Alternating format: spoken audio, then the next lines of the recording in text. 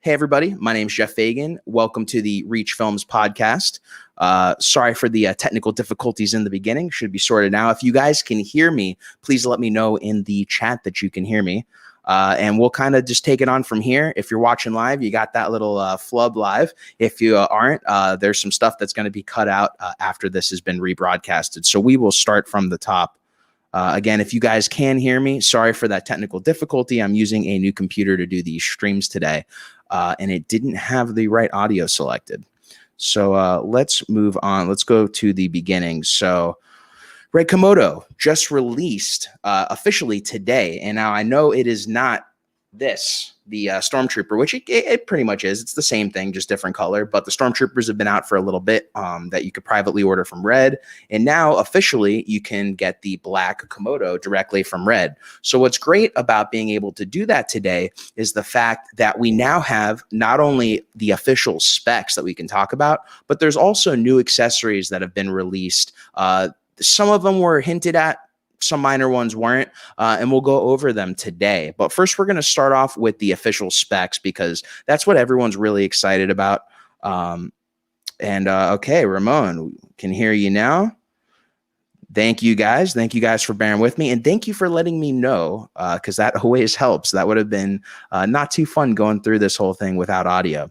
So here is the Komodo splash page on the RED website. And we're going to start here. A lot of this information like global shutter, a lot of the frame rates, a lot of the compressions, it's stuff that we've known for a little bit already. For those of you who don't know about it, though, we'll just talk about the RED code really quickly. For the Komodo, they're doing it in different flavors. It's not the traditional compressions. They're doing it in HQ, MQ, and LQ. Me personally, when I first got the camera, LQ wasn't an option, so I was shooting most of my work in MQ.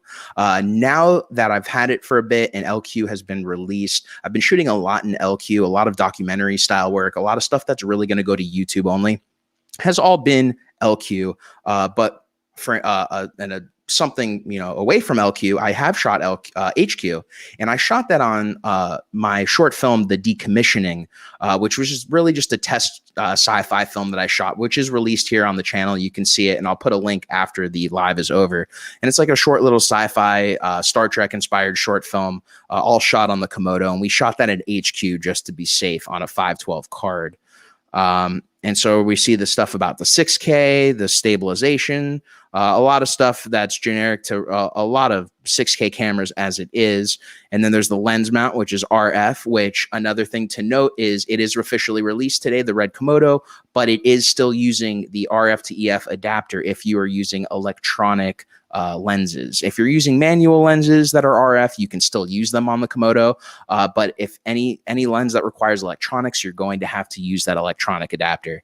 So let's get to the technical specifications because that's something that is really exciting because now it's officially released instead of being heard about from third-party sources that we had to kind of take with a grain of salt before. So the biggest thing right here is the dynamic range, 16 plus stops of dynamic range, which, wow, super stoked on. As you've seen from probably a lot of the RED Komodo videos, the image quality is pretty impressive from this camera. The next thing is that it accepts Canon RF mount-based lenses. However, it is not being released with electronic control of RF lenses at release. So like I said before, you're going to have to go in using EF electronic lenses or manual RF lenses, at least for now. Another thing confirmed is the data rates. So this thing shoots up to 280 megabytes per second using the RED Pro CFast cards or other qualified CFast 2.0 cards. I am not using the Angel Birds. I am using RED approved cards and some non-RED approved cards. The RED approved cards I'm using are from Sony. The non-RED approved cards I'm using, I'll put some links to them after the video. But I'm using the SP, I think it's called SP Pro. It's a budget card that I just got it to try in, and it doesn't work for all resolutions, but it does work in LQ and MQ mode for 6K at 24p. So that was great for the price. The other budget thing I have is a CFast 2.0 card to SSD adapter. And that actually works with all resolutions depending on what what card you're using, what SSD card you're using. And that's why I feel like it's kind of hard to approve those things, because just because you have the adapter doesn't mean you necessarily have the right card. So there's going to be a lot of testing that would have to be done. And I'm not exactly sure they're going to do them, or they plan on doing it, testing like that anytime soon. So a lot of this stuff, again, is stuff that we knew already. The red code at the MQ, HQ, MQ, and LQ at 16:9 or 17:9 at 6K. Again, a lot of this we knew. The Apple ProRes, the construction, the weight is officially 2.1 pounds without body cap and CFast 2.0 cards. The battery type, we already know. It is 2 slots for a BP9 series battery. Operating temperature is 0 degrees Celsius to 40 degrees Celsius. Storage temperature -20. A lot of basic info. Just going through here with you guys to see if there's anything new. Really, the biggest thing for today is the confirmation of the dynamic range, which is that it is 16 plus stops. So let's talk about accessories for a second, and let's bring me back here. And sorry that I'm going through this. Normally I'm producing these, or I have a producer with me, and today I'm just kind of doing it on the fly. So let's go to the accessories. Let's bump off this page. Let's bring in the first accessories. Is it the products? No. You know what? We're going to start off talking about the one accessory that we didn't know was going to come out, and then we'll go to the one that we did. So the one we didn't is right here. Here we go. The wing grip. Let me make sure it's on here. All right. So for $95, there is the Komodo wing grip, which is essentially a bigger version of the Timmy rib that's been available, but you can actually grip it. Comes out a little bit further extended from the camera. Let's show a picture with the Komodo. And then there is the grip. So it extends out a little bit. You can kind of hold on to it. You can mount stuff onto it. It is interesting. If I didn't buy 2 Timmy ribs already, I would snatch this up right now without a question. But I do have the 2 Timmy ribs. So I probably would wait. For me personally, I'm going to wait to get one of these till I get the second Komodo that I have coming, or that I will have coming in, because I'm definitely going to be picking up a second one of these black production versions. And the Komodo wing grip is definitely a cool little accessory to have. I've actually liked these. Actually, what I didn't even realize is this is actually officially from RED and not from GDU. So that is that too. The one thing I like about these accessories is just how flush they are with the body, especially the Timmy ribs from GDU. They're just so flush. I like them here. I have the camera right here. I like them a little bit better than a cage, because, a lot of the weight that the cage adds and a lot of the extra bulk I just don't have on this little setup. I could put this thing on a gimbal. I could take it off a gimbal really quick and kind of leave this configuration on. And just take off all the add-ons that I don't need on the Komodo. So the wing grip was something cool that I saw today that was just added to the store. Let's go on to the next thing, which is, let's pop this out.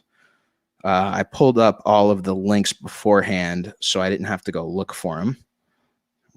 So let's pop in the Komodo Link adapter. So here's the Komodo Link. You may have seen Jared talk a little bit about this on the Kipper Tie stream. And this is the device that you stick on top of the Komodo. And it uses the pins on top, and it has a USB-C out. Now, he was talking about some things that it could be used for, which let's talk about what they're officially stating it could be used for, and then talk about speculation.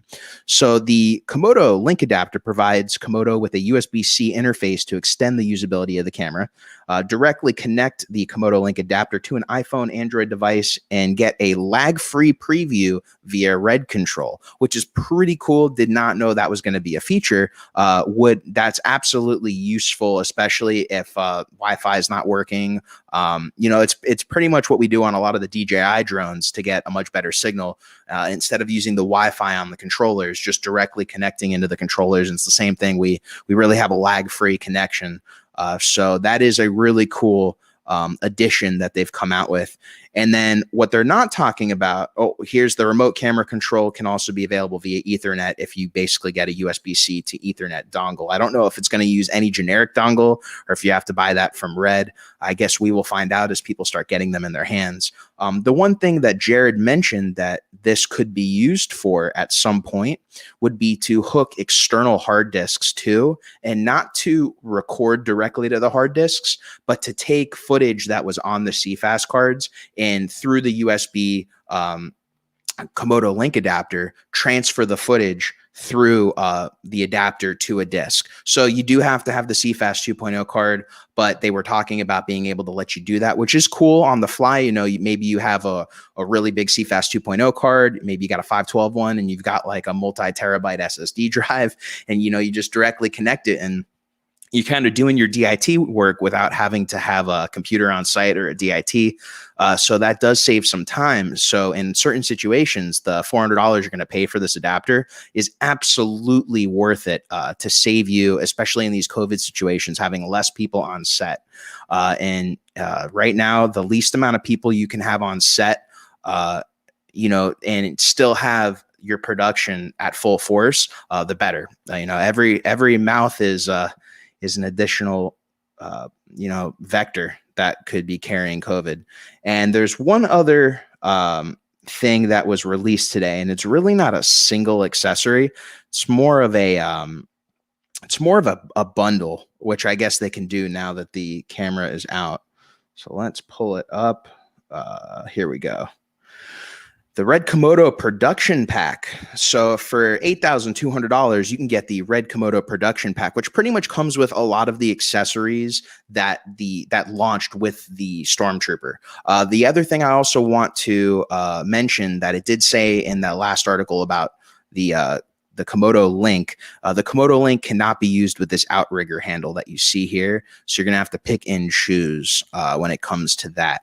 So just be warned, if you get the Komodo link, you can't use them both at the same time. But speaking of outrigger handle, there it is. Didn't mention it in this stream because it has been out for a bit. It's not a newly released accessory, even though the camera is newly released. So I don't really want to go too far on what has already been released. But here you go. Here's the Komodo. I actually noticed it looked like they're putting the red cap on the EF lock adapter. So this pack comes with production level accessories. So it comes with the expander module, which you see here on the bottom. It comes with the outrigger handle. It also comes with a looks like a CFast 2.0 card, and it comes with the CFast 2.0 reader, and it also comes with a DTAP to power cable, and it also comes with a time code cable. And funny enough, for me, out of all this, what I bought from RED, I really just bought that time code cable because I need time code jammed. It doesn't say what size not the SD. It doesn't say what size the CFast card is going to be. So I don't know. I'm assuming it's either a 256 or a 512, but it doesn't say on here. But I'm sure if you're ordering this and you want to chat with RED, they will have more information on what size card it is. And that is the pack. That is the production pack that they are offering. If you want to get everything as a bundle, you know, it's an additional $2,200, but at the same time, you are saving a little bit by buying it all together. So if you're buying it in, oh, it also comes with the wing that you see right here. Didn't see that. So you do get a little bit of a savings if you want to buy all these accessories. I would say if you're going to use all of these accessories, definitely get the production pack. I think if there's literally any one thing that you're not going to use in this, then you're probably better off just buying it all separately. That way you can piece it all together. So that's really it for you know, what has come out through the Komodo today. You know, as far as the channel, this week we're going to be a little low on videos, only because I have been working on doing this video on the Sigma 30 millimeter 1.4 EF. So it makes this on the Komodo full frame equivalent of 48 millimeters, so almost a 50 mil. The autofocus does work, and I've been super happy with it. With the image quality, it's not quite as good as Sigma 18 to 35. But anyways, where I'm getting at is this is the video I've been working on for the channel coming up probably the beginning of next week. So stay tuned for it. Like I said, I've been super stoked that the AF for continuous autofocus does work with this lens just about as well as it works with the Sigma 18 to 35 right now. So not usable in every situation, but usable for a lot of them. And, you know, I think this is where I'll hold it out to you. Do you guys have any questions?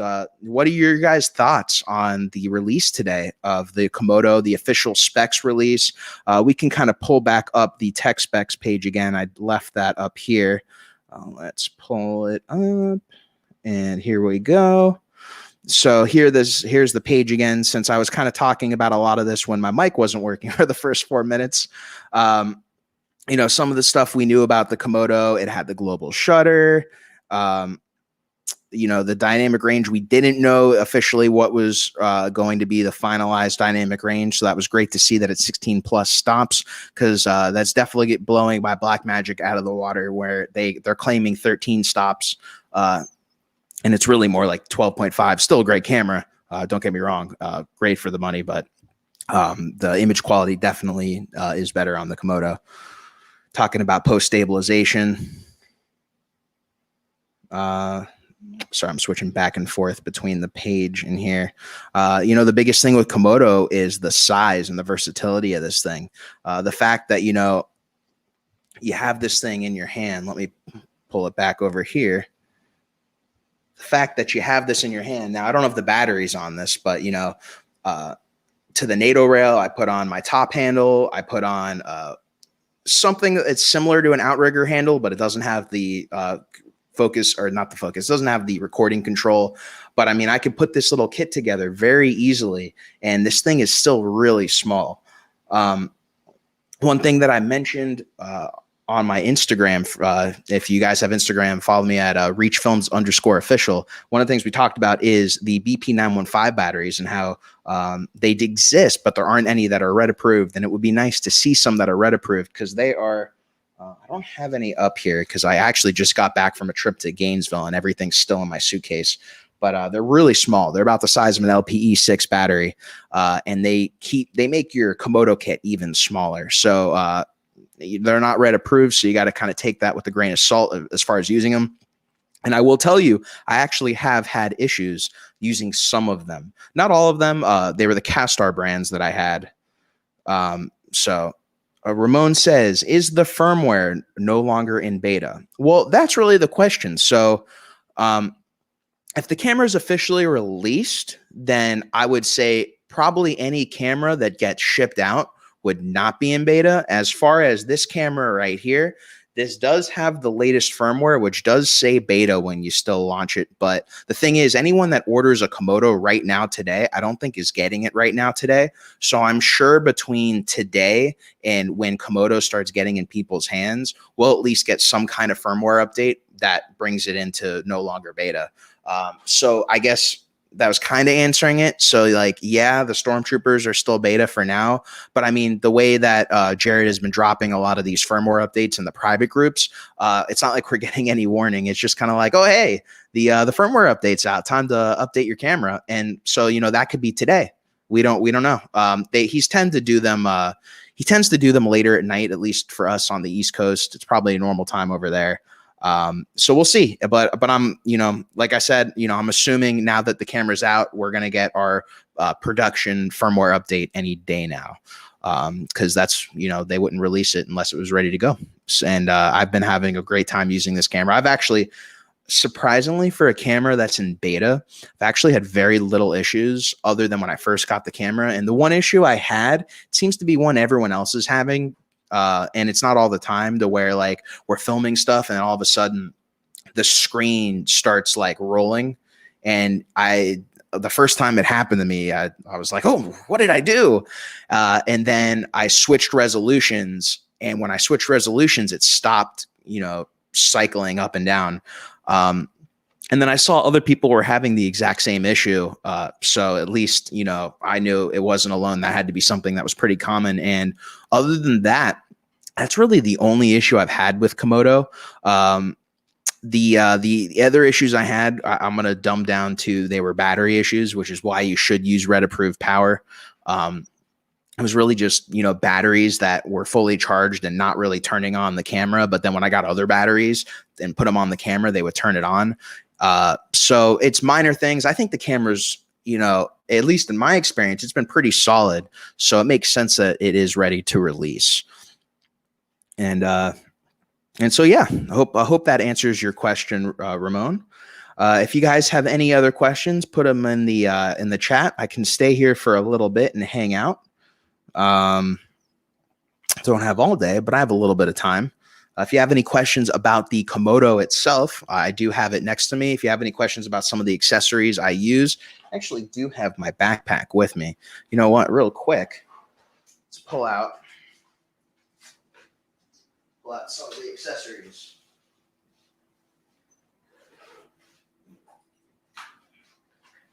So there's that.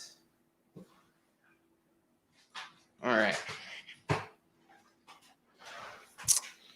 So one of the biggest accessories I've used, which really is not expensive at all. I'm going to put it on the camera. Actually, you know what? I'll show you guys without it. So it's this small rig handle that I was just talking about. And I use it not only to go handheld with the Komodo, but I also put a monitor on it. And if you're using your phone as a monitor, it makes this thing super light. What I love about this thing is boom. And I'm using it again. Its use for me is very similar to the outrigger handle. But I could put my monitor on here, which I've put my regular small rig monitor on here, or sorry, not small rig, small HD monitor on here. But I've been liking it most with using a phone. It just keeps this thing super small.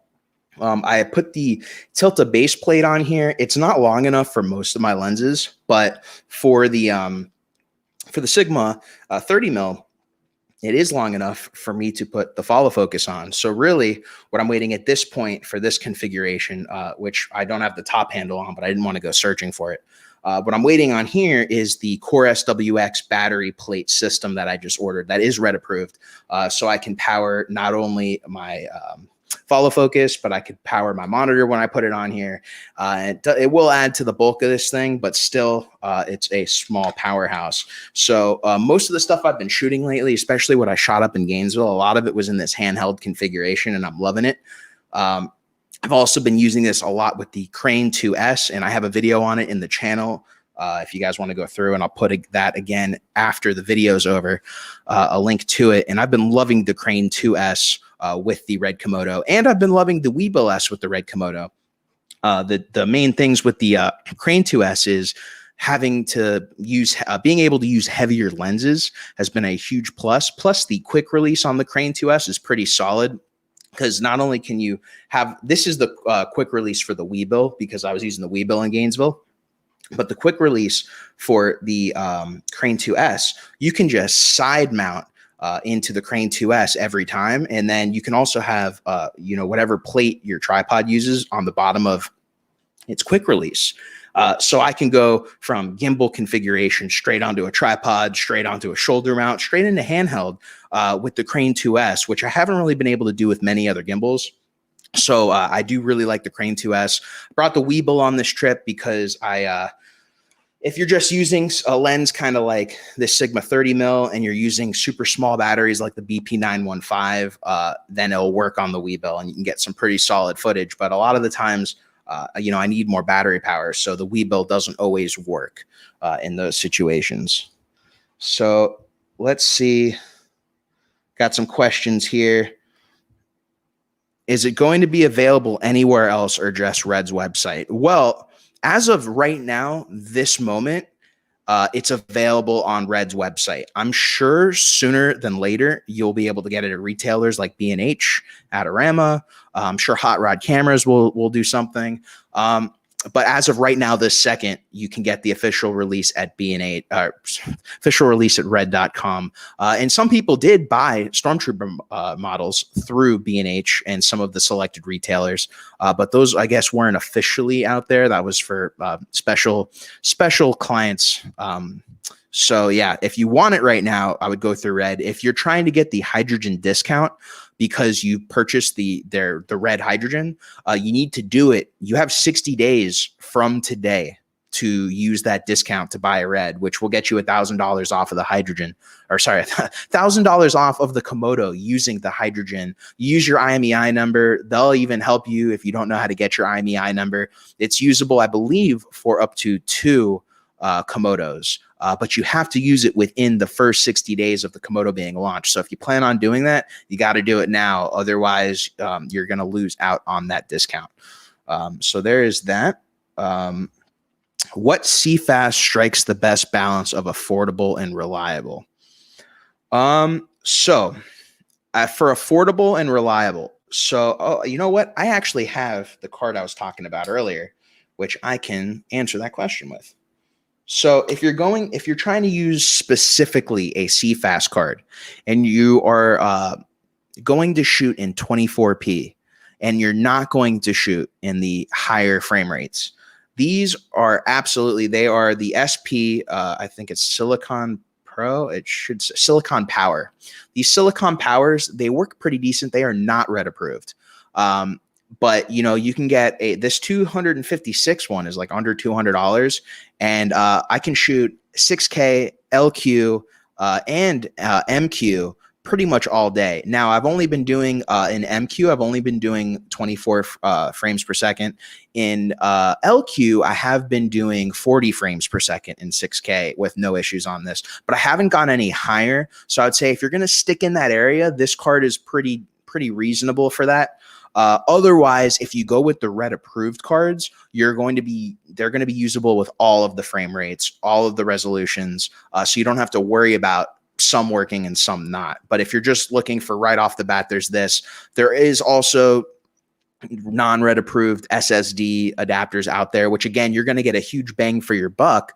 But at the same time, it's going to be SSD card, it's going to, hinder on what card you use. So for instance, I have a 512 card from SanDisk that I've had for basically since I've had my Atomos Shogun when those first came out. And when I use that on my Komodo, I can use every frame rate, every resolution, no problem. Every compression, no problem. HQ, MQ, whatever. But then I got a new one because I was like, well, if I can get, they were like $100 or less than $100 for a 512. So I was like, if I can get 2 of these, I'm set for a day. I went and got the second one, and it did not work that well. It worked in MQ up to 24 frames, and worked in LQ 24 frames and up to 40, but it didn't work at all in HQ. Like I would record for, it worked, but like for 5 seconds, and then I would get read errors. So that's the issue you're going to go when you're not going RED approved. You just don't know if it's going to work, if you're going to have an error. So if you're going to, I don't want to say cheap out, but if you're going to go for these cards that aren't RED approved, you just have to know what's going to come with the territory. You could lose footage. Maybe you don't lose footage, but maybe it just doesn't work at all compressions. So you got to have to kind of take that balancing act. But as long as, you know what you're getting into, then, it's like for me, I have RED approved cards. And when I'm doing super serious work and I want to shoot at HQ, that's what I'm using them for. When I'm doing personal work or I'm doing some documentary style stuff where I'm shooting LQ, like the lowest 6K I can, really just to use full sensor at that point, I'll use this and, I'll get about 40 minutes of recording time in the, I think it's 40 minutes of recording time in the LQ mode in 6K on this. So that's pretty solid. I've been pretty happy with that. So I hope that answers your question. I know it went in some places, didn't go in others.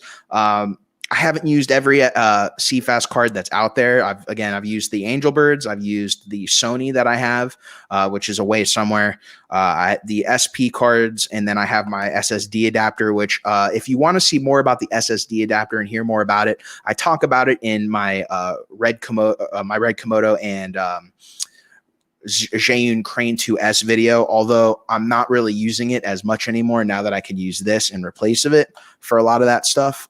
But I do talk about using it in that video. Then we have Peter right here. He says, good stuff. By the way, how's your white paint holding on to the body? Any chippings? So I have not had any chippings like everyone else has had. But I will tell you, one of the first things I did was when I saw that some people, and I'm trying to take this handle off right here.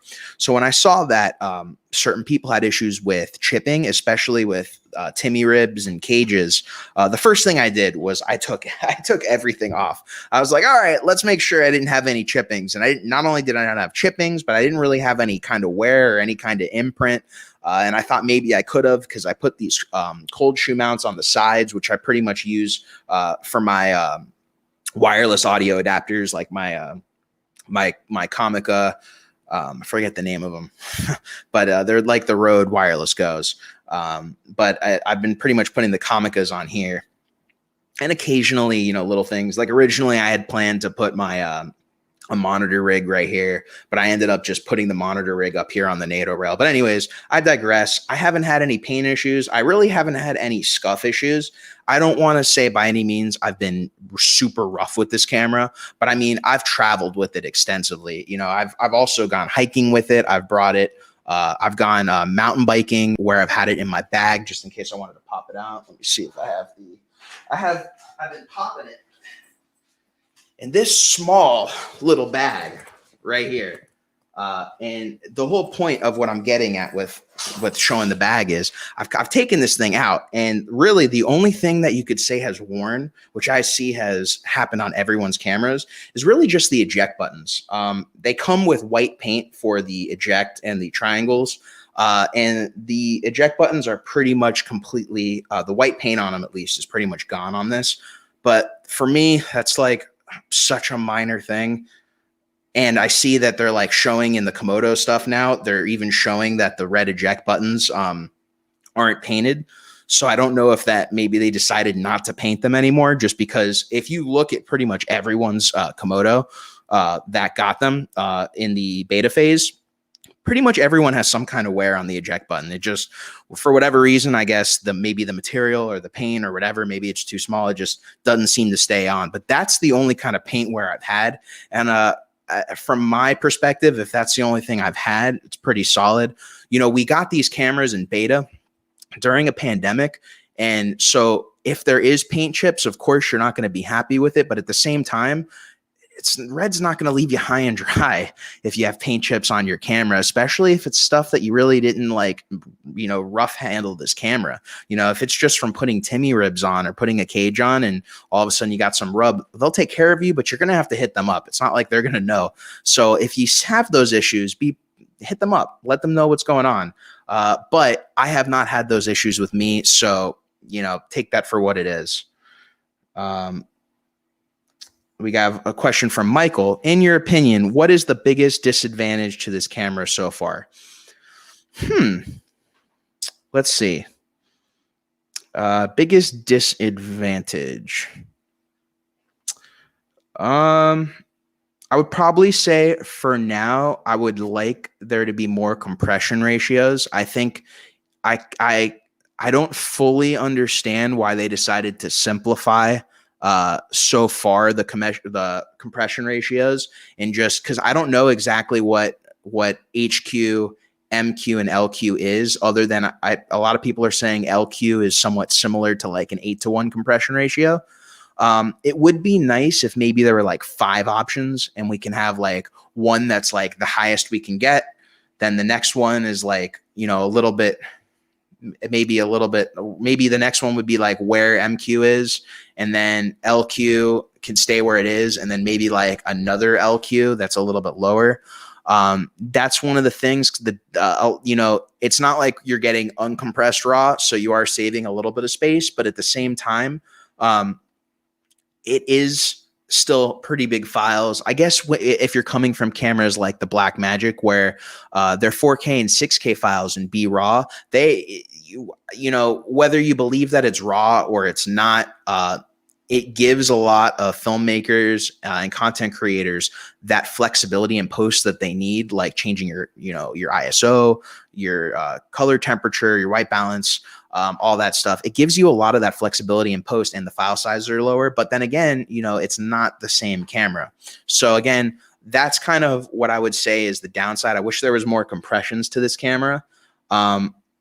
Another thing that would have been cool would have been, being able to record via USB-C, because it seemed like that's kind of the next thing that a lot of these camera manufacturers are doing, the ability to record over USB-C. And when I saw that Jared did the Komodo link, I thought maybe they would have done that. It doesn't seem like, at least right now, they're going to do that. But if they could do that, and they basically make it to where we can record on USB-C drives, that'd be pretty cool. That'd be pretty cool. And I would pick one of those Komodo links up. Like, I would have picked it up already. I wouldn't have even gone on this live stream. I would have made sure I'm like, all right, I'm buying that Komodo link right now, because I've got tons of SSD cards, especially from coming from the Blackmagic Pocket cameras, that I could just use those SSDs and film all day. So that's something that I would see as a disadvantage.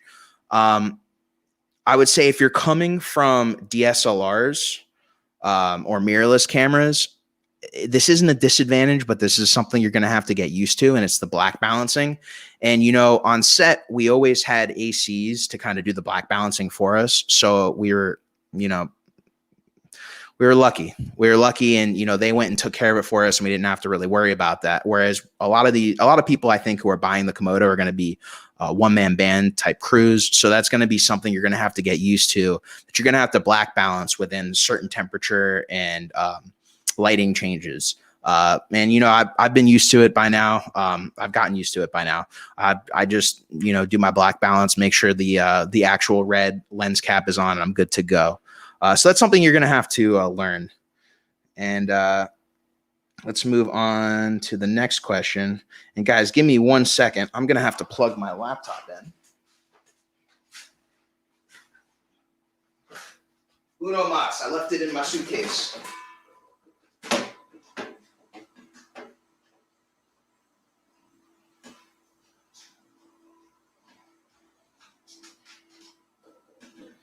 For some reason, my laptop died in like 2 seconds. I think it's because I had my, it's because I did a rookie error and I had my laptop on max brightness. I don't know why. But here we go. Plugged in, good to go. Okay, so Peter says, thank you. Our stormtroopers being pre-mass production hand-built products I didn't mind having. Okay, so Peter, it looks like, so you had the chips on your Komodo, but Red took care of you. That is great to hear. That is absolutely great to hear that they took care of you. And so I must have seen your post. And I don't think there's any reason why they wouldn't. Again, their customer service is pretty solid. And that's not something that should happen. So why wouldn't they take care of it? So let's go on to Pixelator. Thanks for joining again, buddy. Does the black camera come with the RF to EF mount? And the answer is, for now, yes. It does come with the RF to EF mount.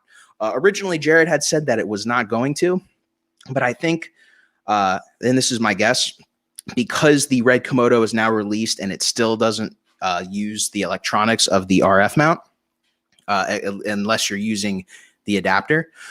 I'm guessing that's why they did it. So yes, for now, the RED Komodo does come with the basic RF to EF adapter from Canon. Next one. 801 is in the house. I would say it gets hot. Media gets hot when you're doing long takes. If you're on the shoulder, the exhaust heats up your face. Your adapter needs support or a chin strap, but I love this camera. So yeah, I would agree. I think, when I've shoulder mounted this, I haven't had like the crazy issues of like the heat getting blasted in my face. But whenever I've shoulder mounted it, I haven't done it for takes longer, or not takes, but I haven't been doing it constantly for longer than a few hours.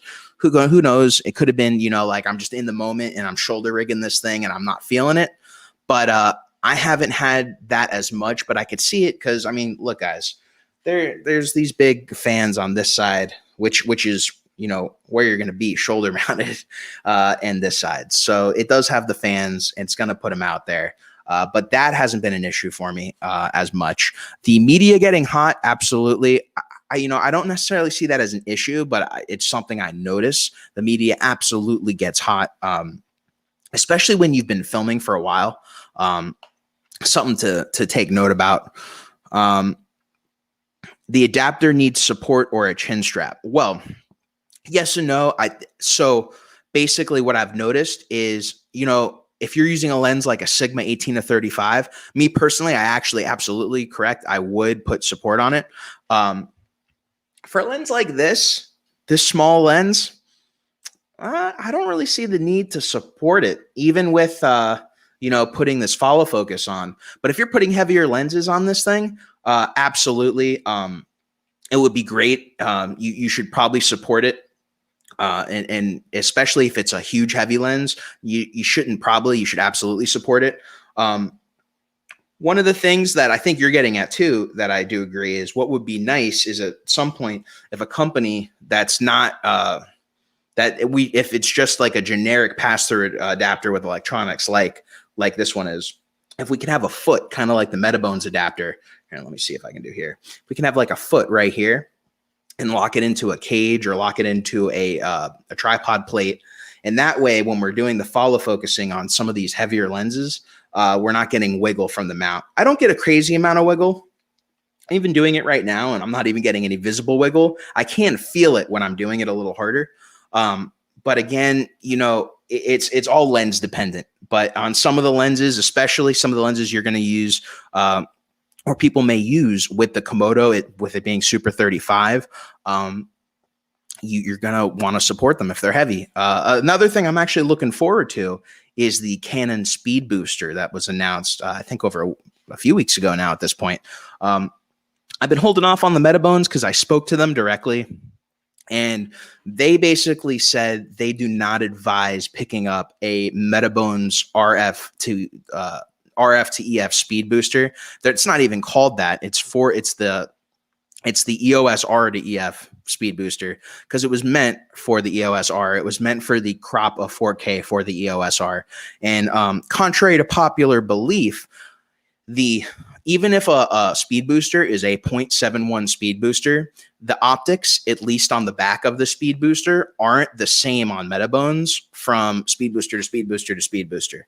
Especially if you're using a speed booster for Sony, going to a Micro Four Thirds, or you're using a Blackmagic Pocket speed booster to a regular Micro Four Thirds.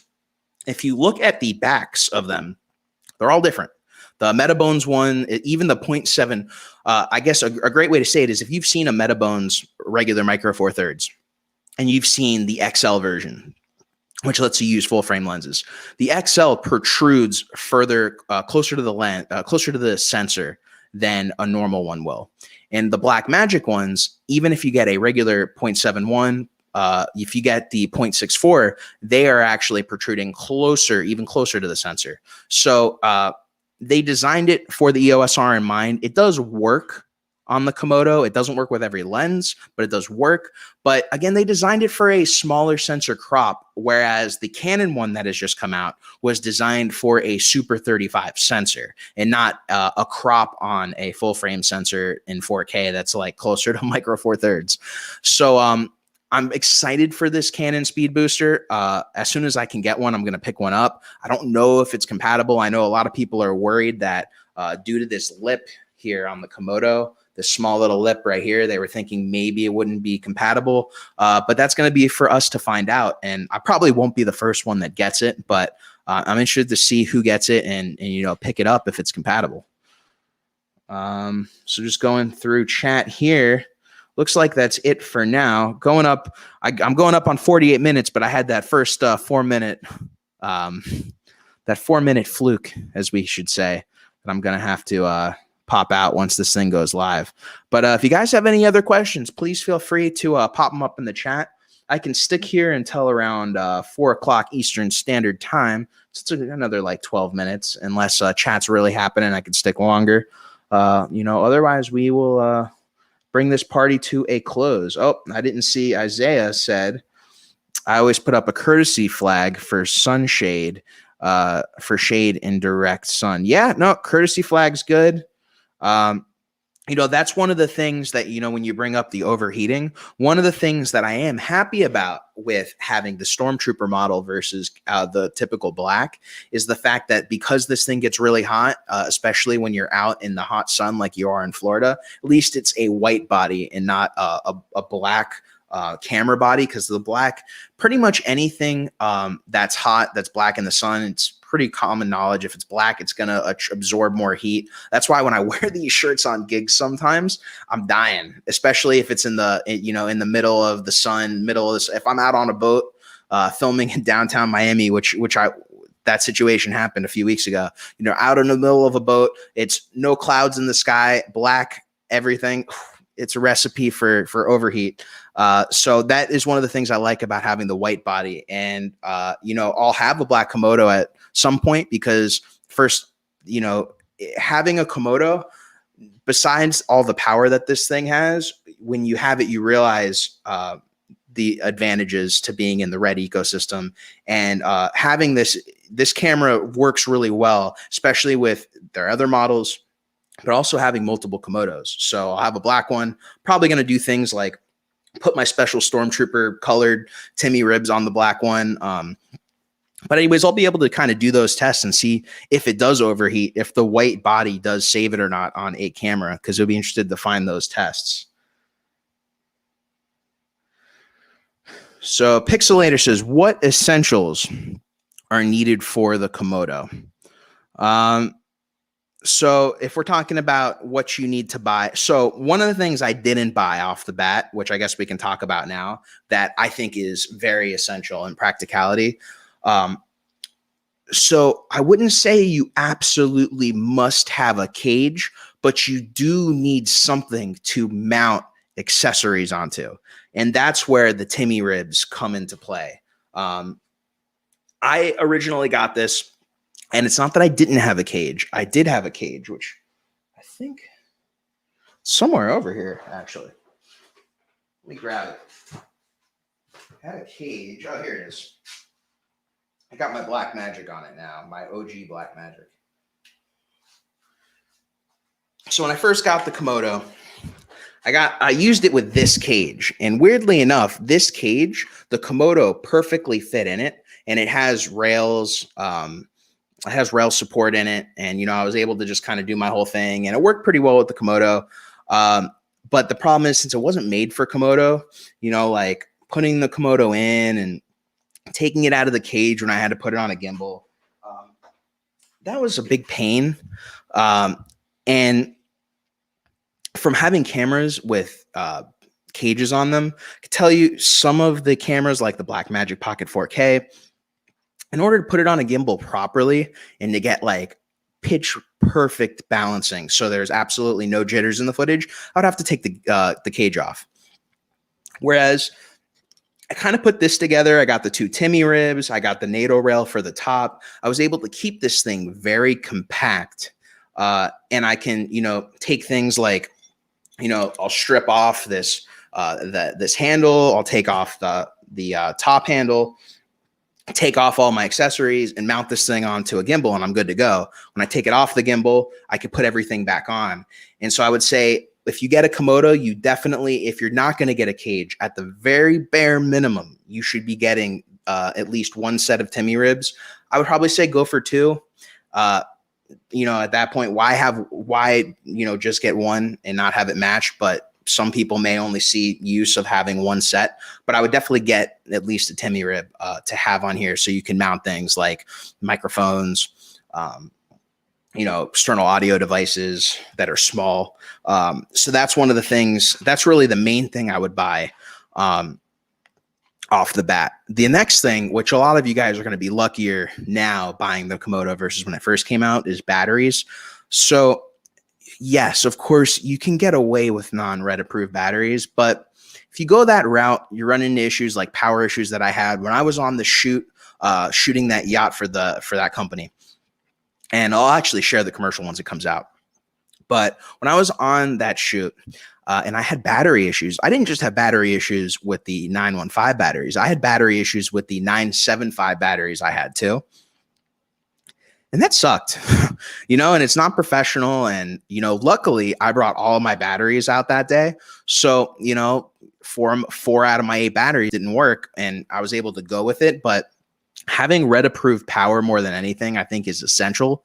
Having to be able to see, because if you don't use RED approved power, you're not going to see where you're at. You're going to have to go by voltage. And it's not like on the Black Magic, you could get away with reading voltage because it's there on the top right at all times. You could make sure you always see the voltage.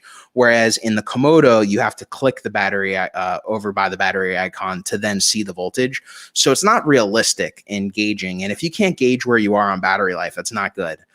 Some people got around it by getting batteries that specifically have like LEDs built into them where they can see it. And I guess that's kind of a workaround. Mine don't. So I would say try to get RED approved power if you can.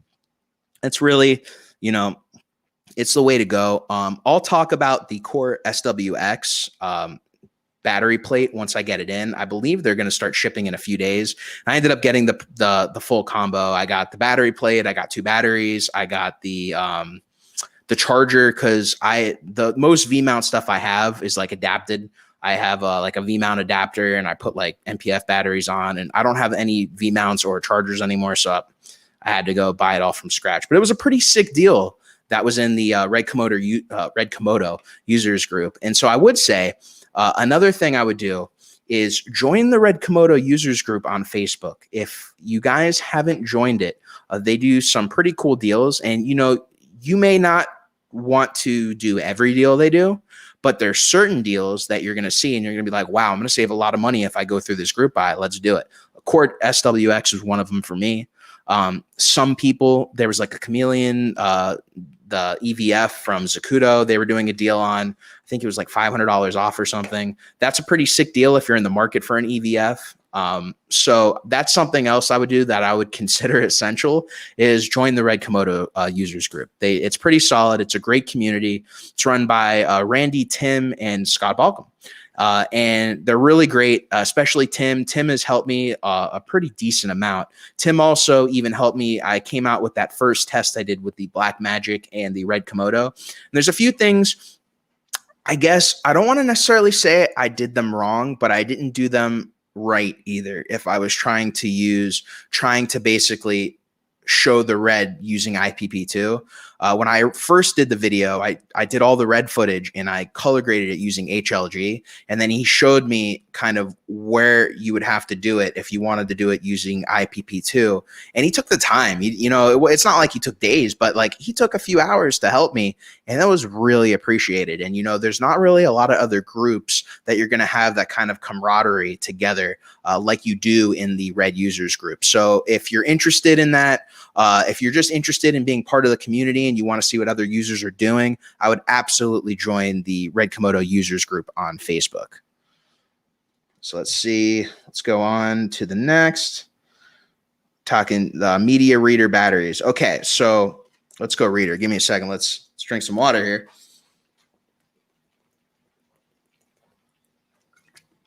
Okay, for media, I kind of already went over that. So I would go back earlier into the broadcast. I was saying, use RED approved if you want to be confirmed that you're going to be able to use every frame rate, every resolution.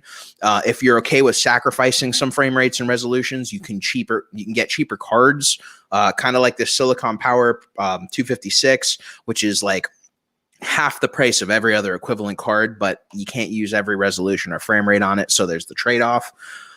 For a reader, I've had a pretty solid reader that I got for like $20 on Amazon, but I didn't buy it just when I got the Komodo. I actually got it because I had a CFast card with my Pocket 4K. And so I've been using that for a while. It's solid. The read and write speeds are pretty solid on it. So that's something I didn't have to buy from RED. But if you want to have that special RED reader, they do offer one. You can buy it through red.com.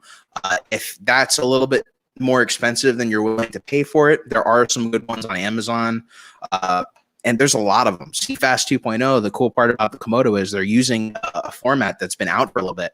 So it's not like it's this brand new proprietary format, or just in general a brand new format that you have to go buy all new accessories for.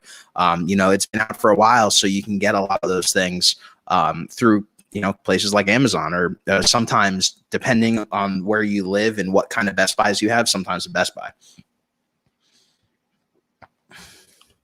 I ordered an EF Revolta, still waiting, but was thinking to get some NDs if I use PL mount lenses. What do you recommend?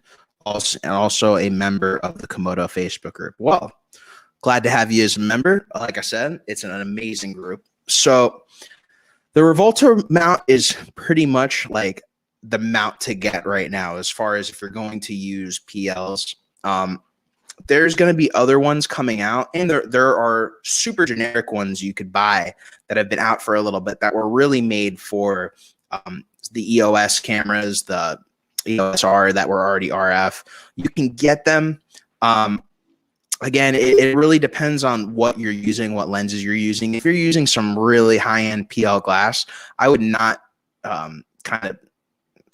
skimp on getting the right mount, because the one thing you have to remember is when you are going and you're mounting lenses, and which we've had to do on Micro Four Thirds for a while, when you're going and using these adapters, the inside of the adapter is almost, if not more important than the electronics, because you want to make sure that you don't have things like reflections going on within the adapter, or any kind of, basically anything that can negatively impact the image of your footage, that you put between the lens and the sensor.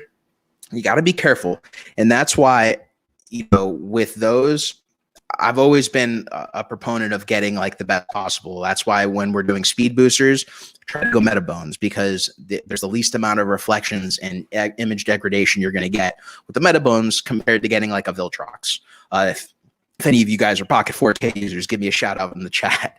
But yeah, it's the same thing. So, I would just be careful. You're already getting the Revolta, and it's pretty solid. And, you're paying for stuff like that in the engineering of making sure that there aren't those reflections and whatnot. So you just got to be careful. So I would say stick with the Revolta. For now, that is the best option. It may not be, forever, but, for now, the camera is only released today officially, so we're going to start seeing a lot more accessories. We're going to start seeing a lot of accessories, a lot of lenses, a lot of just stuff in general for Komodo, and it's pretty much going to start coming out like today. So keep your eye out. I would say don't jump and buy like super generic things. I would kind of, it's coming soon. A lot of the stuff's coming soon. There's some stuff I know about personally that's coming out soon that I just can't really talk about. There's some stuff that I've heard whispers of that I don't know if it's confirmed and can't talk about, but there's a lot of stuff coming out, guys. So just, hold on to your wallets and get ready to spend some money this holiday season. I have a Rode XLR mic. I am dead in the water in terms of audio. So I can actually pull something out that I could recommend for audio. If you're doing interviews and whatnot, drop the lens hood, but that's cool. So this one's unopened. I just got it as a backup the other day. But these were the audio adapters I was talking about earlier on, the Boom XD. Comet actually just came out with a new line of audio wireless transmitters too, but basically like these Comica Boom XDs, I really like them because the audio quality is really solid, but it also does 2 transmitters to 1 receiver, and I think that's kind of the big thing that a lot of these audio companies are starting to do now, and I've really enjoyed using it with the Komodo. Yes, the preamps aren't amazing on the Komodo, but they're also not bad either. I can use that Boom XD without having to hook up an external audio recorder, which is going to add to your bulk. So if you're in the market, that's like $250, $260, but you get 2 receivers and 2 transmitters and 1 receiver.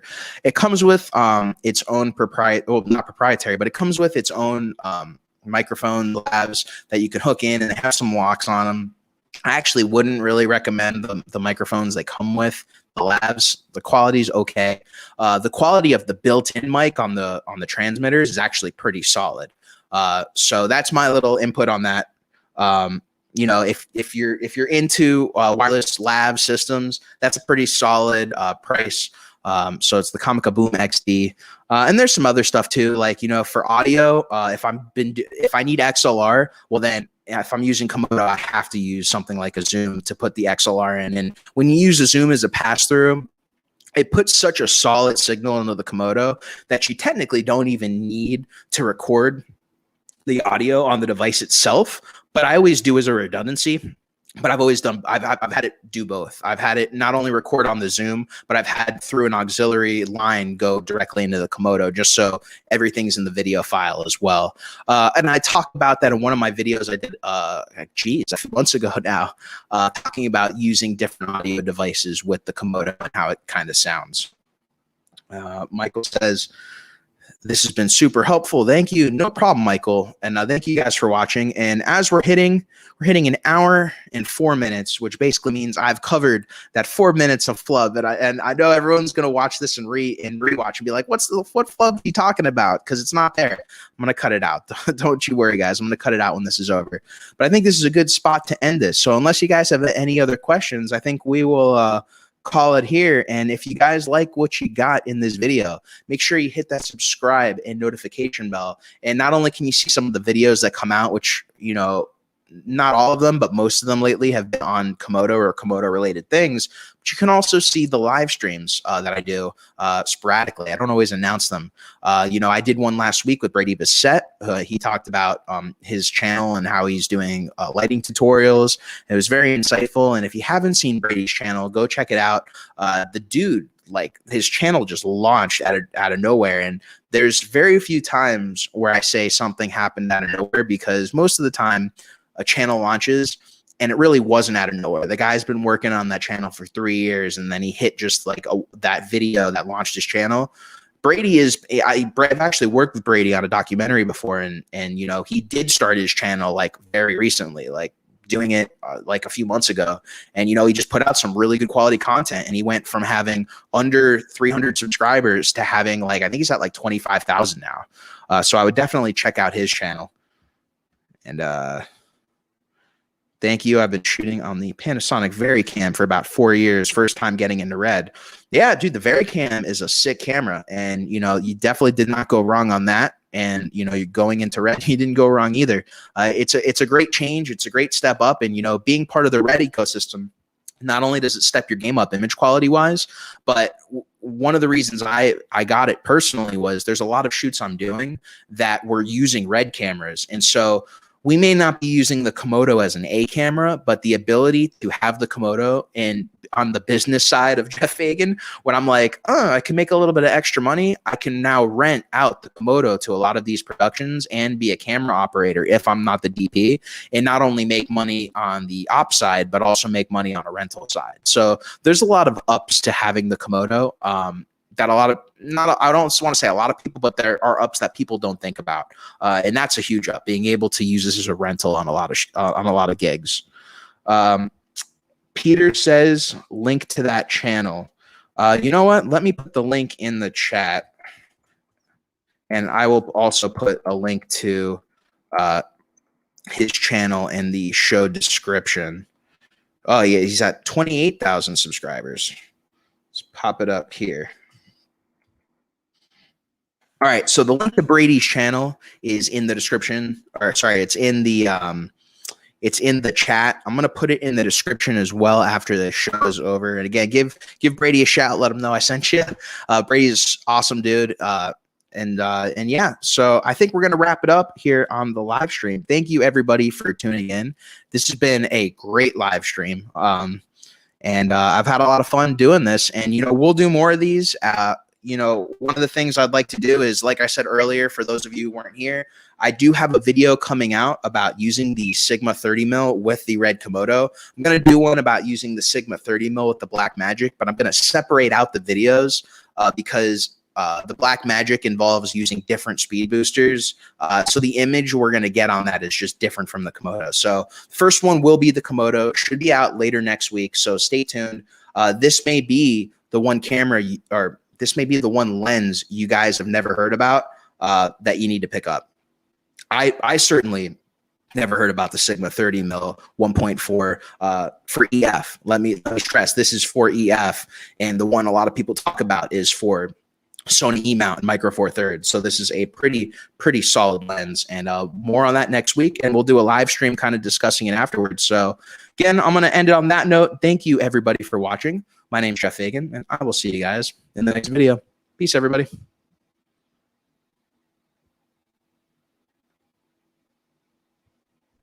Oh, the thing wasn't changing. There we go. Now we go. Adios.